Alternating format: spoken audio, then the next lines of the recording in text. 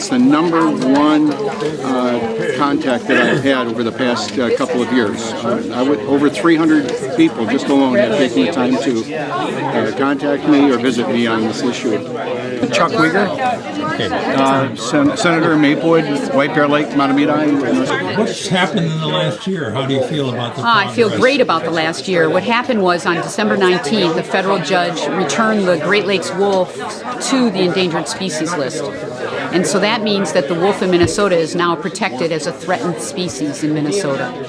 Threatened but not endangered. Threatened but not endangered. Endangered means that a wolf cannot be killed except for in protection of human life, such as, but you can't kill wolves by government agents for livestock predation. You have to put up with it and use non-lethal methods.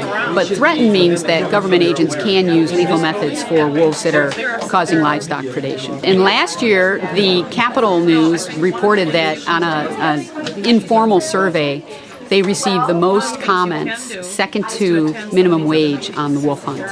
That was last year. So we have new legislators. We have to convince the new legislators now. The future is for Minnesota to actually market their wilderness and the wolf as their iconic species.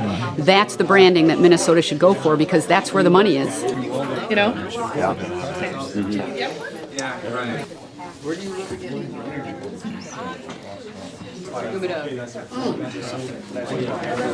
These are called conibear traps. That's just every legislative district has people who oppose the wolf hunt.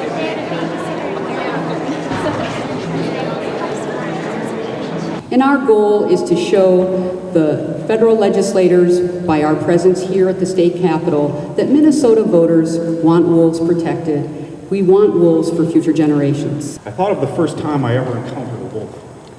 I was hiking alone down a backcountry trail northeast of Ely, Minnesota. He came out of the forest and paused 100 feet ahead of me and cocked his head in my direction.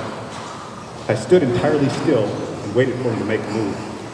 His eyes were wild, and the wolf shuffled into the thick brush and was immediately out of sight. That night I heard a single wolf howling, and I imagined it was him.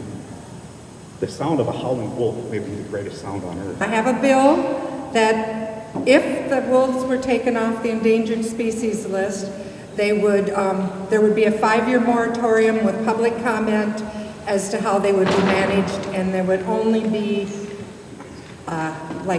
lethal means if there was no other alternative and things got out of control. I grew up on a farm. I grew up hunting, but we hunted what we ate, and we didn't hunt just to kill something or to nail their hide to the wall of the cabin. And I find that very offensive. We know when it comes to animal and animal welfare issues that part of the measure of our own humanity is how we regard animals, both domestic animals and animals in the natural world. We know how Minnesotans feel.